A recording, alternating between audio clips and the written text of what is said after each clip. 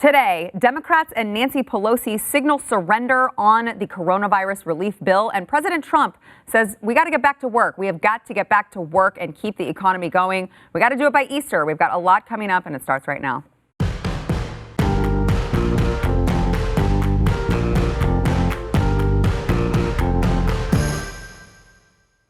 Welcome to the news and why it matters. I am Sarah Gonzalez, today joined by Chad Prather of the Chad Prather Show, who I think is at a rave or something. I'm at a rave. I'm stir crazy.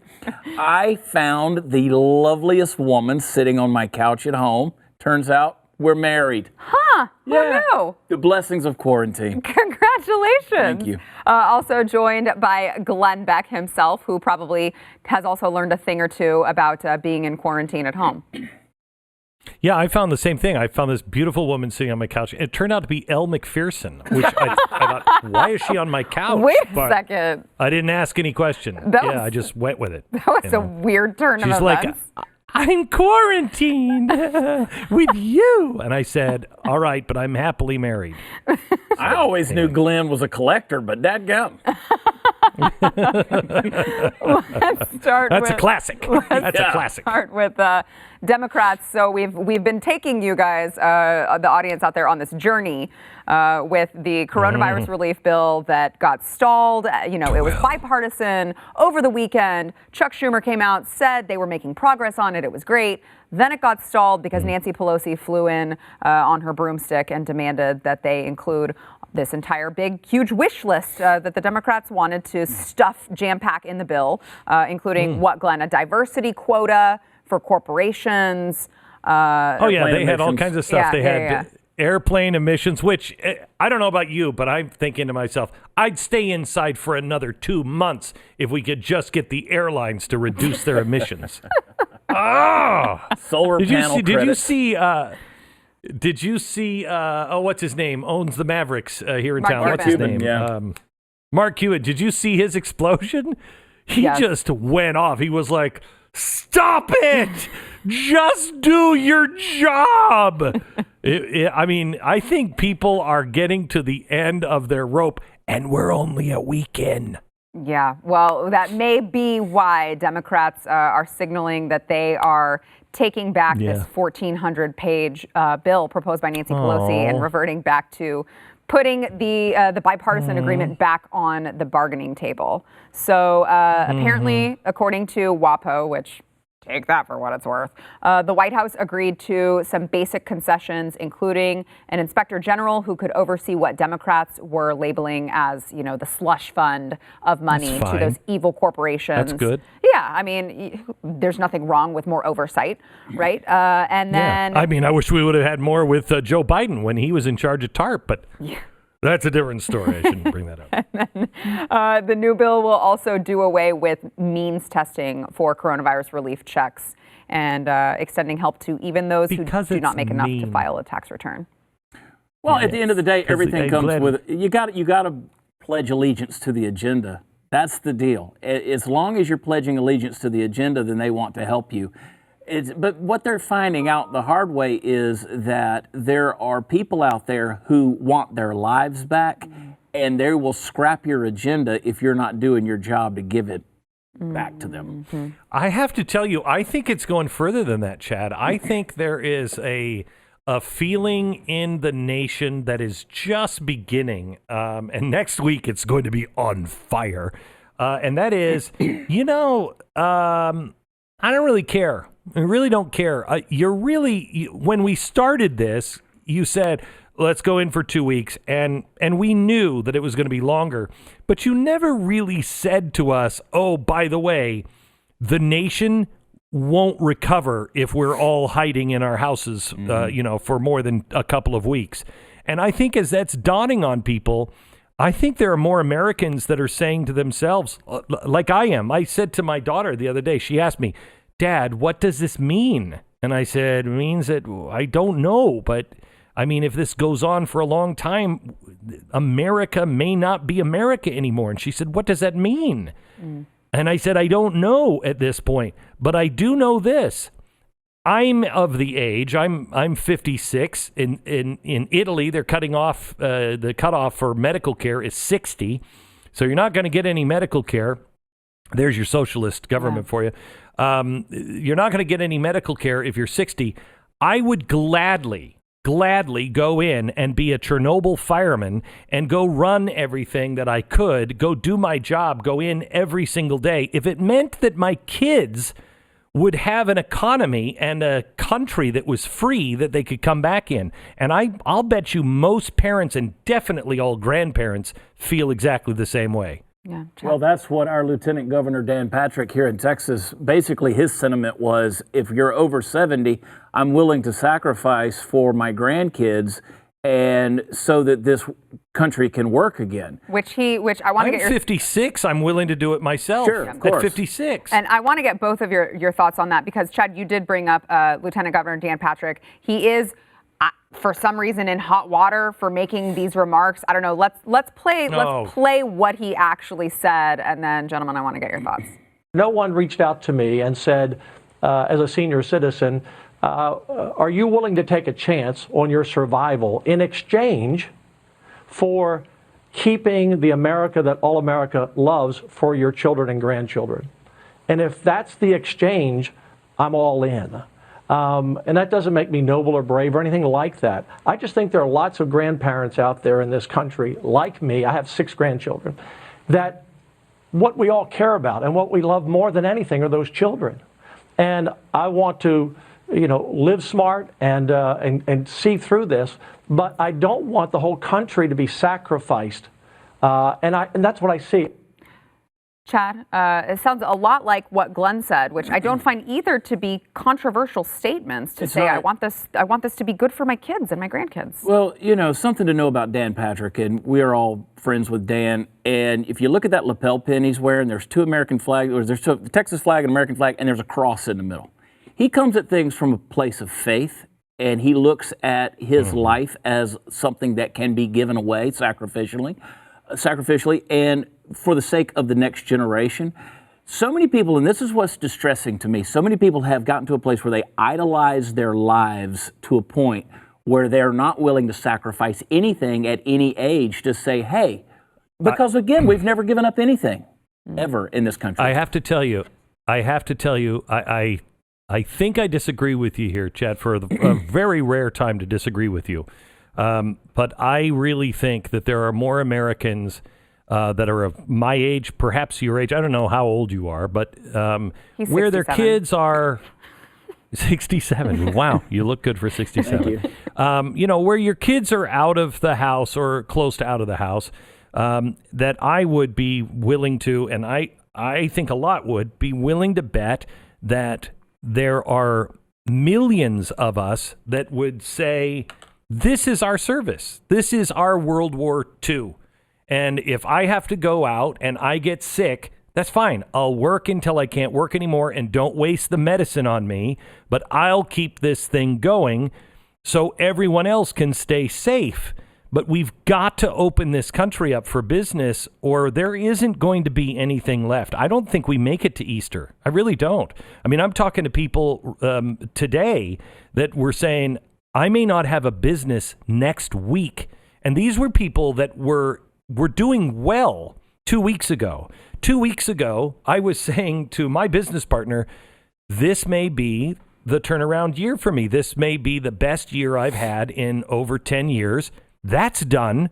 I mean, I had a phone call today going, okay, so will the network stay on if things continue like this? What are you thinking? I mean, big companies are turning things inside out. That's not going to last. It's just not going to last. We have to have the president. I think what he's going to do is next week he's going to come out and say, look, it's going to be up to the states. It should have been up to the states the whole time. I got us on this footing. So now your local areas and your states can make the decision. But I'm telling you, we need to get critical infrastructure back online. We need to get back online in this nation. So we don't want to spread it. And I want you to listen to your governors. And if they close down everything in your governor or your city, respect that. But everybody else, get back. We also have these 24-hour tests now, or these 45-minute tests that they can turn it around in 45 minutes. Great. Get those out.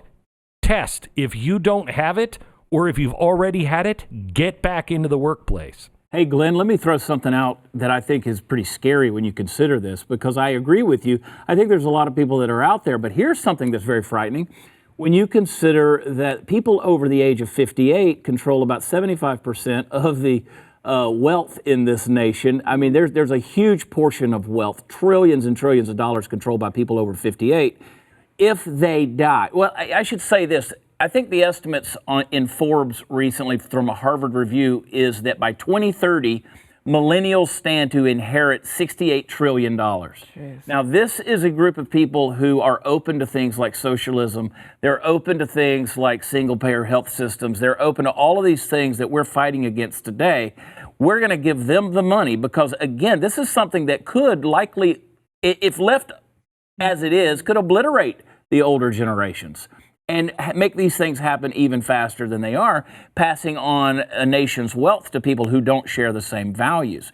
So while, yes, I agree with you, there are a lot of folks our age, and I'm 47, by the way, no grandkids, but I do have 5 kids. And so you look like crap for 47. You look great for 65, but 47, whoa. I was trying to help you out. I've been using the COVID lotion on my face. So, you potentially see with the loss of life a massive transfer of wealth that could happen that goes to a lot of people who don't share the same values. So there are a lot of scary things that are out there that are potential. You called it weeks ago.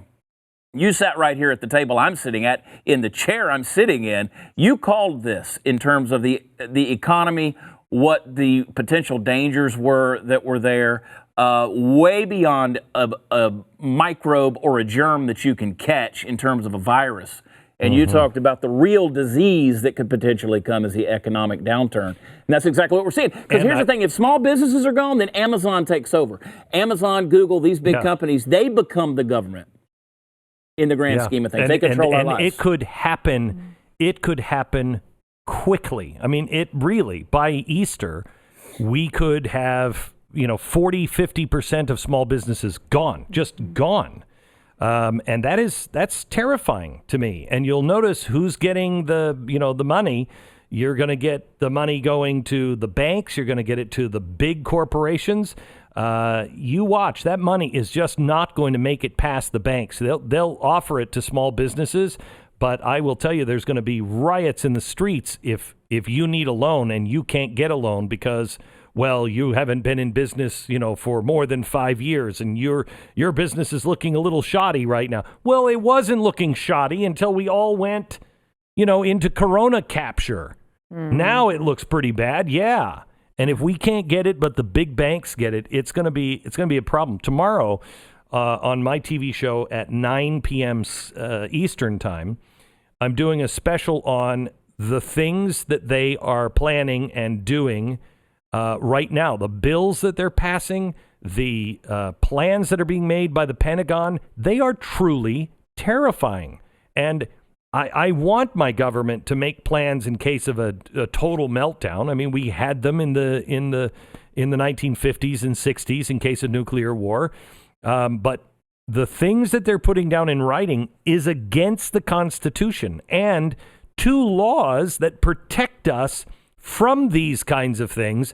They don't care. They're just writing it into the Pentagon anyway. And there's some things that are happening that are very frightening. You don't get your freedom back. Yeah, you don't want to miss that special from Glenn. It is tomorrow night at 9 p.m. Eastern.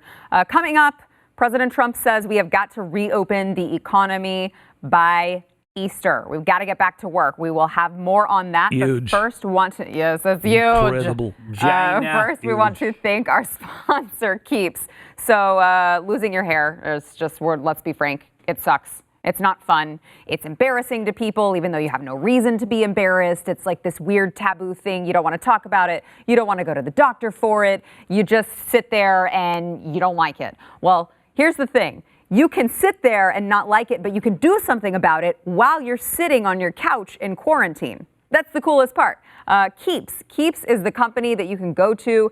They offer the 2 generic FDA-approved hair loss treatments. So all you have to do, it's done totally, like I said, totally online. You could do this in quarantine.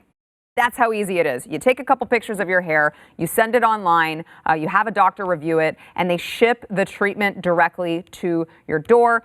By the way, 66% of men will experience hair regrowth with Keeps. They're not just not losing their hair, they're actually regrowing it back. It's worth a shot. If you've got hair loss and you're embarrassed about it for whatever reason, give Keeps a try. You can go to keeps.com. You will get 50% off of your first order. It is keeps.com/Y. That is 50% off of your first order. Like I said, you're sitting there on your couches, you're shopping on Amazon, you're trying to stock up. Why not stock up on Keeps as well? It is keeps.com/Y. President Trump said today, earlier during a Fox News virtual town hall, that he wants the country's economy reopened by Easter. Of course, he's getting all sorts of questions. Glenn, you kind of alluded to this earlier, that, these different states, these different cities, these different counties are, implementing new rules, new shutdowns. So he's getting a lot of questions. But here is what President Trump had to say earlier today about people getting back to work. You said something 20 minutes ago that I'm sure a lot of people were pretty keen on. You said that we would, I'm paraphrasing now, you would like to be back to normal by Easter Sunday. Yes. That's 19 days from now. It's okay. Is that true? Is that possible? Or is that false? I think it's possible. Why isn't it? I mean, we've never closed the country before, and we've had some pretty bad flus, and we've had some pretty bad viruses, and I think it's absolutely possible. Now, people are going to have to practice all of the social distancing and don't shake hands and wash your hands and all of the things that we're doing now, but we have to get our country back to work. Our country wants to be back at work. That was not a controversial thing I said the other day. Our country wants to go back to work. And again, the cure, it's like this cure is worse than the problem. Again, many people, in my opinion, more people are going to die if we allow this to continue. We have to go back to work. Our people want to go back to work. Now, Andrew Cuomo. He's right. Yes, Andrew Cuomo. I mean, tell me when Andrew Cuomo and President Trump align on things lately. Not the old President Trump, but the new one. Andrew Cuomo kind of said the same thing about New York, which has been the hardest hit. He said, moving forward, maybe they could implement, the younger people going back to work and the older people stay quarantined. But I mean, Glenn, your thoughts on President Trump's latest statement? I think he's absolutely right. We have to get back to work. I am concerned. I'm just really concerned about what they've already done. This bailout bill and everything else, what they've already done to the economy. We are operating on a modern monetary theory right now, which is total hogwash. It's just money printing like they did in the Weimar Republic, and it doesn't work. It won't ever work. And if we're not working, it has zero chance of working. We, as the president said, we had the best economy this country has ever had. It is because of this coronavirus. We gave it time so our hospitals would prepare. I would much rather spend our money building every ballpark in America into some sort of a hospital treatment center and get back to work than spend this money just sending it to people and keeping them out of work. We've got to go back to work, and I hope Easter is fast enough. Yeah, Chad. I hope he will do that. I hope that he will stand by that. I agree totally with his assessment of that. But on a more important note, that Andrew Cuomo, he is a dish. He is a dish. Did you see the news article that came out, Glenn, that says that the women now are looking forward to his daily briefings? What? Because he is hot, he is in control. What? And he looks like, as my producer Candace Ortiz said, he looks like a Tickle Me Elmo doll that got run over by a truck. And she sent me a side-by-side comparison, and she's not wrong. But these ladies are coming out saying that they love that he takes charge. He's intuitive. He's in control. He loves his mother. I'm telling you, I think he is the guy who is going to step to the plate. I do. I think they're going to try to draft him in Milwaukee. I really do. Because he does look in charge. He does look like, I've got it all under control. His state is the worst hit. It's the biggest, blah, blah, blah. He's already taken his shots at Donald Trump. I mean, he could be the nominee. He could be on the cover of Tiger Beat magazine.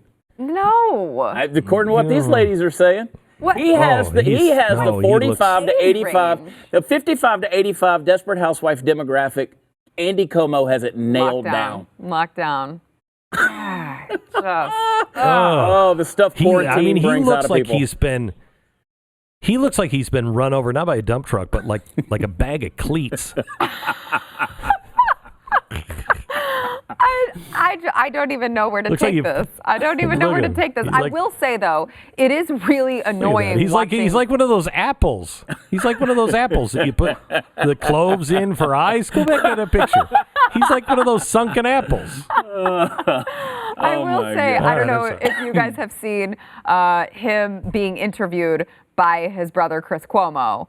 And they do this little bit that I think they think is endearing, where they're like, well, Mom told me I had to come back on your show. And I'm like, okay, the first time it was cute. Now it's just obnoxious. Guys, could you cut it out? Yeah, it's really obnoxious. Yeah, so go back to that picture one more time. You want to know where all masks are? The Cuomo picture. Go back to the Cuomo picture, please. There they are. You want to know where all the masks are? Who's hoarding them all? Him. There they Look, are. all of the masks are behind him. He's the one hoarding them. That's Glenn, it's hard to make the case. Look, we don't have a lot of masks. We're out of masks. Pay no attention to the wall of masks I have behind me. Well, that's it. That's the end of the stash. I'm totally sure. Glenn, you bring up an interesting point with, there are these rumors swirling around that Cuomo is going to be thrown into the 2020 presidential race.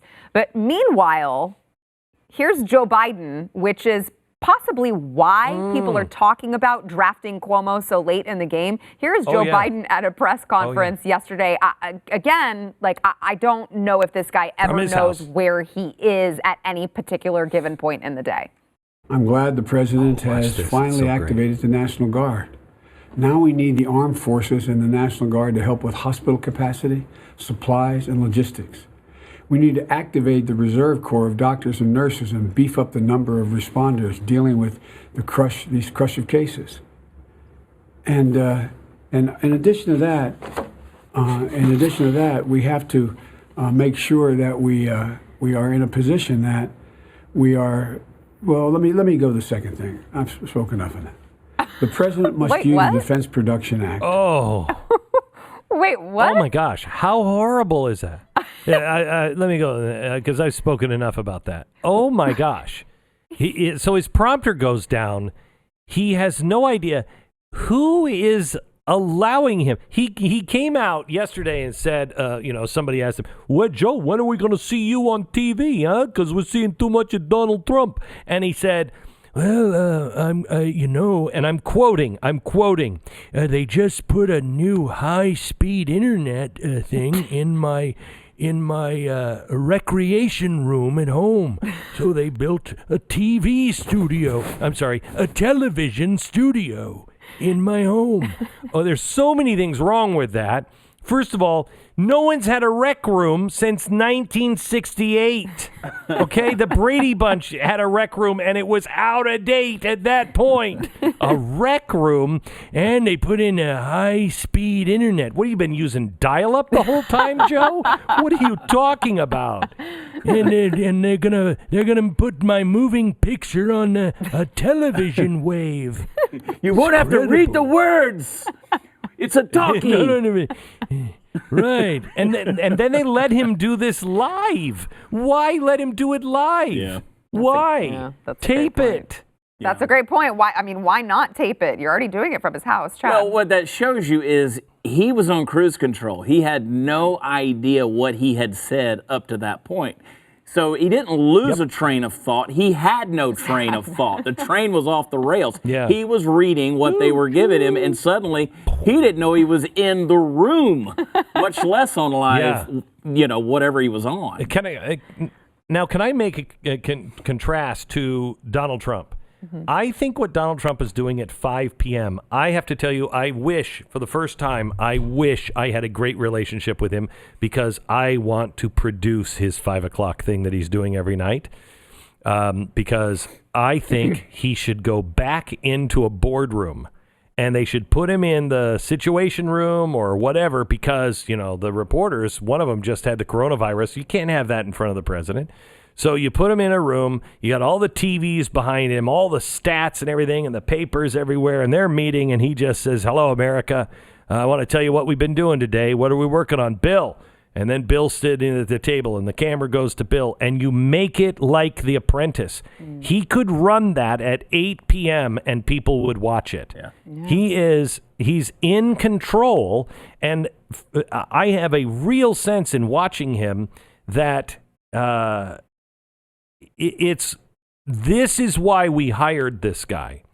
America hired him because he has experience in getting the impossible done. I've lived in New York. I've seen what he can do. He gets the impossible done. He's got such a grasp on all of the details. Far as, are we moving here? Are we moving here? He may not have the exact number of things, but he knows all of the moving pieces, and he's used to orchestrating a big project like this.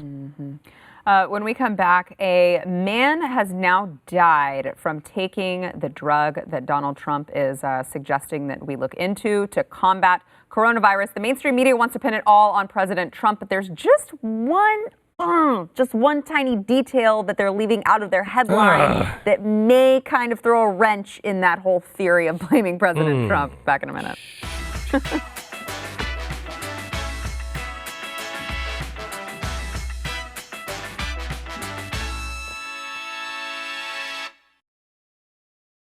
Trump derangement syndrome, I think, at an all-time high right now with the coronavirus going on in the United States.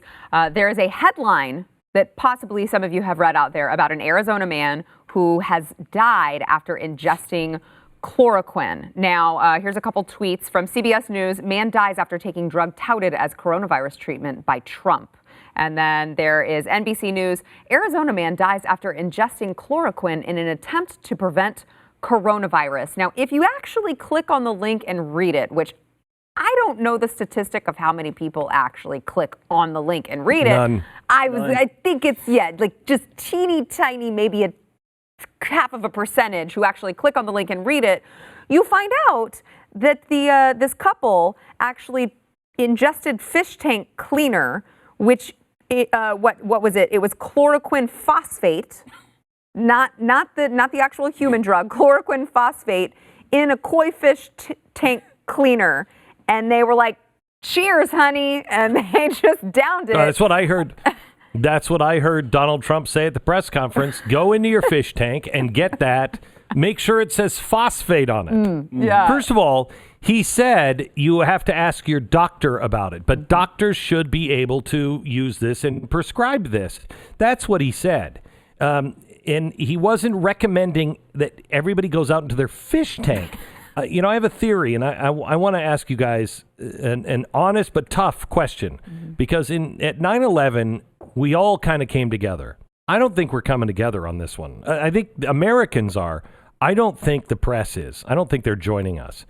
And I think they need this president to be wrong. They said the country would be destroyed if Donald Trump were in.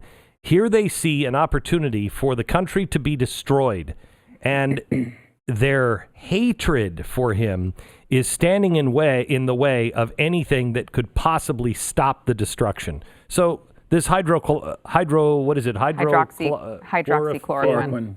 Hydroxychloroquine. Not the phosphate. Okay. So this is working. I talked to a guy today who's still in the hospital, was checking out today, was in the hospital for 10 days, had 5 days of a very high fever without going to the hospital, then got into the hospital. Last Friday, it was over for him. He was calling his family and saying, "I'm not going to make it." One of his friends said, "No, you are going to make it. Ask your doctor about this." He took that medicine. The doctor prescribed it. The next morning at 3 o'clock in the morning, he got it in the afternoon. 3 o'clock in the morning, his fever was gone. Within 2 days, he was back to normal.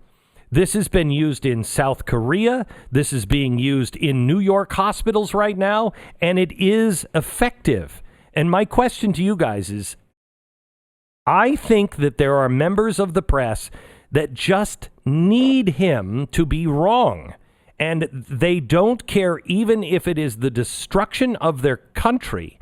They cannot allow him to be right. And they're against this drug and won't say a good thing about this damn drug because Donald Trump said it. And if he's the guy who says, oh, why don't you try this? And it works out, oh, geez, then he's the savior. And they can't allow that to happen just because of their hatred of him. Yeah, I would agree with that. At the TDS in full force, Chad. I go back to my buddy, comedian Ron White, who in one of his bits said, you know, he's on an airplane and the guy said, I think we're going to crash. And he says, well, take it into something hard. I don't want to limp away from this. And I think there are people out there who are basically saying, we're willing to, we talked about sacrifice earlier.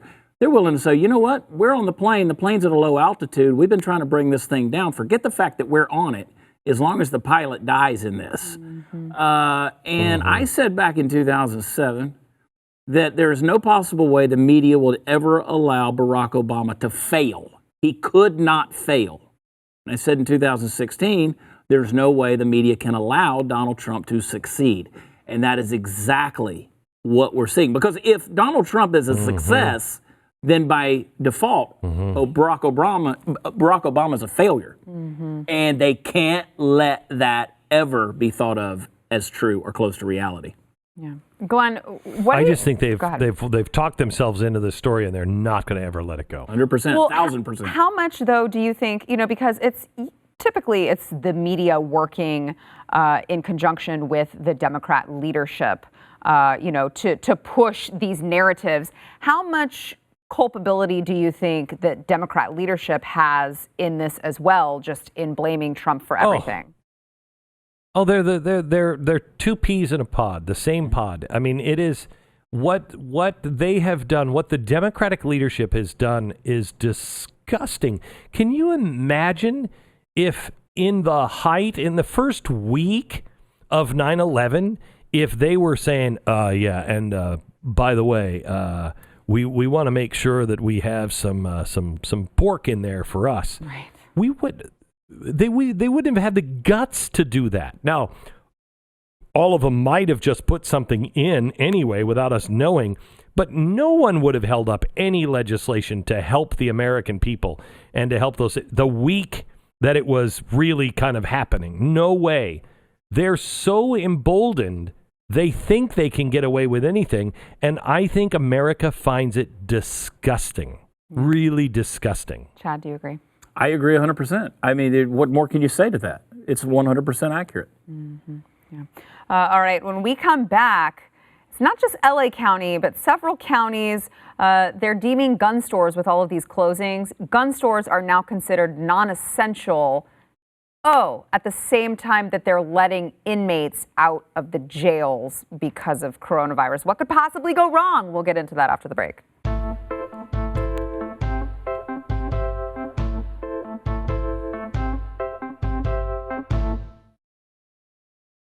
So with all of these, counties, states, whatever the case may be, they're shutting down businesses. They're forcing businesses to close. There's always a list of what's considered essential, what's considered non-essential. And at least in LA County, the sheriff has deemed gun stores non-essential business. So gun stores are being forced to shut down at the same time that they are also allowing for what they call nonviolent criminals who are behind bars in jail to be set free. Now, this is at a time when I believe it was in Utah, there was a prisoner who actually was set free because of coronavirus outbreak and came and tied up a woman in her home at knife point and threatened to kill her. So that's always good. But it's not just LA County. The Pennsylvania Supreme Court denied a request by gun rights advocates to exempt gun stores from the order mandating the closure of businesses.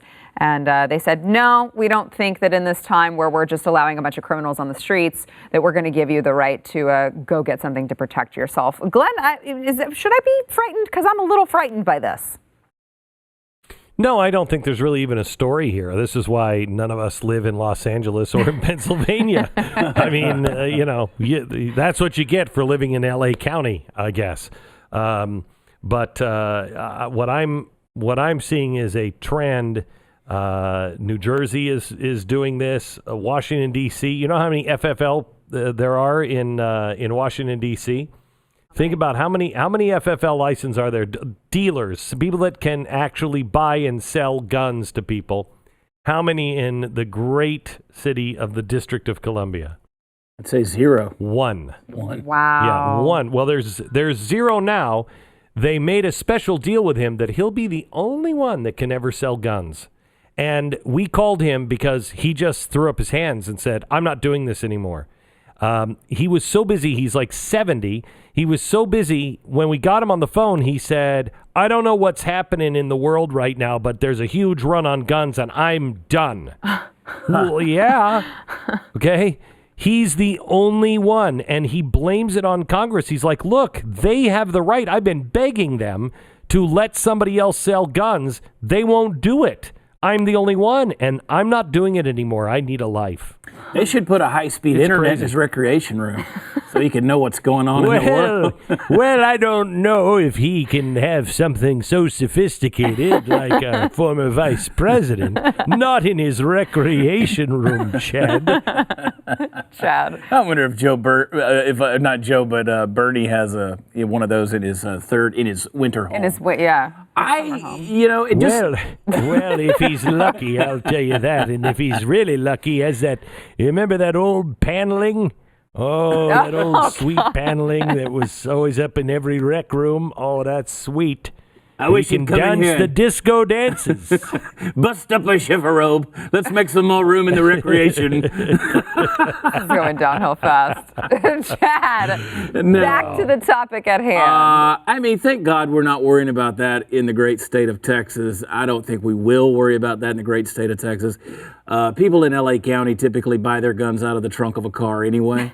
But look. But the principle of the thing is still, it's a bad deal. Because if it takes a pandemic to finally make people realize, oh crap, I guess I do need something to protect myself because who knows what could happen, then hey, come on and join us. And what is massively humorous to me is how many people on the left who heretofore have been arguing for gun control are now going out, they have no idea what they're buying. Yeah. That's true. But they're going out and they're attempting to buy firearms now because they know they have to do something for protection. Yeah. Glenn. But what we better do is we better make sure that the press is all over about how these two people, drank fish water and fish sanitizer. We got to talk about that. Make sure nobody does that.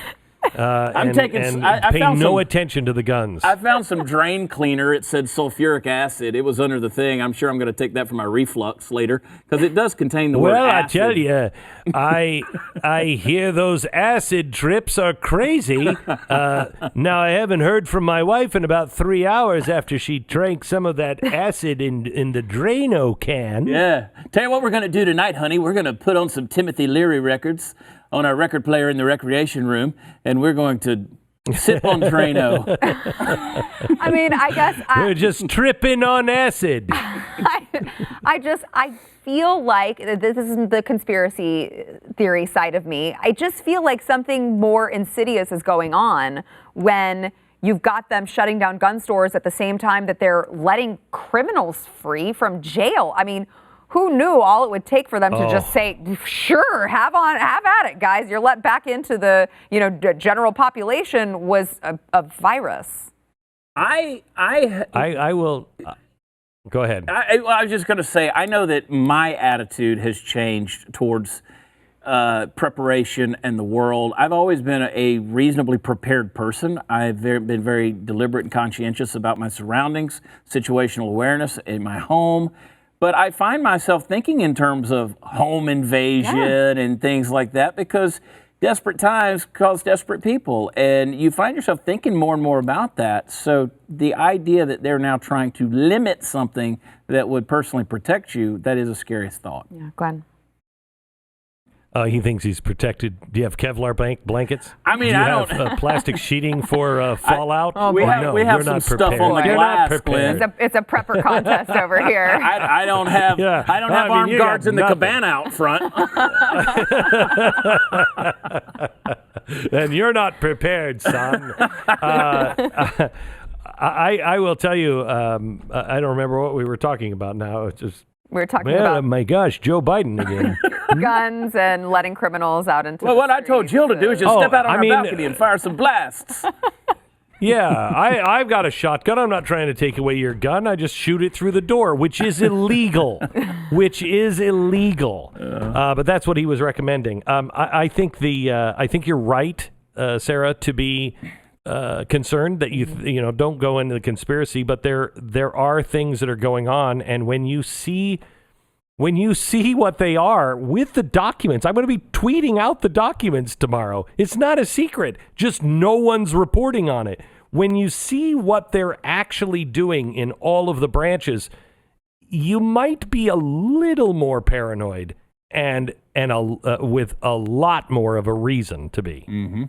And again, that is tomorrow night at 9 p.m. Eastern? Yeah, 9 p.m. Eastern. You watch it on BlazeTV if you're a subscriber. You can have your friends watch it live on either Pluto TV or the Blaze YouTube channel. All right, don't miss that. I'm going to be tuning in. I usually tune in, but Glenn, you've piqued my interest with Mike. I'm sorry, I shouldn't call it a conspiracy theory, but it's just putting some pieces together and saying, okay, none of this is a coincidence. So let me just tell you, we have a guest on, and I knew he would be hostile because he's not coming from my point of view. And so I said to the booker, I said, make sure you tell him that I think that we have a lot more in common than he thinks. And when he accepted, this is how he said it. Yes, I'll do it, but you tell Glenn Beck we have nothing in common. So it's not like a conspiracy guy on the right. This is a guy who does not appreciate the right, who has done some research into this, and I'm telling you, he's credible, and it is something that every American needs to know. All right, tomorrow night, 9 p.m. Eastern. Back in a minute.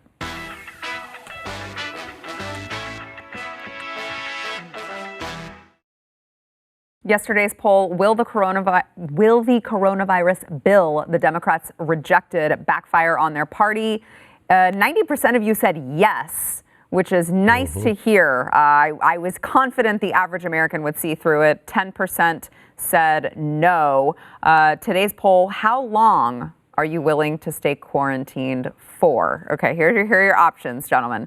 2 weeks, 1 month, 6 months, or 1 year plus, which if you say 1 year plus, you're insane and you should just go to a mental institution. You say 6 months, you're insane.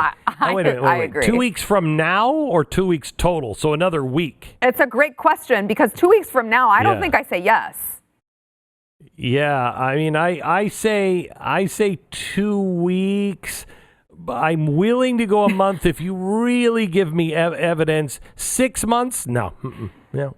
Nope. The only person who can even answer that question fairly is Beck. He's at home. We're expendable. We're at the studio every day, hanging out. No, like just breathing each other's air. This place is a ghost town, Glenn. Finally, he realizes my evil plan. Yeah. So, I mean, however long it takes, I'm still coming to work. Here I am. Yeah, they call us essential, whatever that means, considering the fact that we're here and you're at home, Glenn. Hiding under his Kevlar sheets. Well, I'm just saying. All right, we'll see you guys tomorrow. 1,000 thread count. 1,000 thread count Kevlar.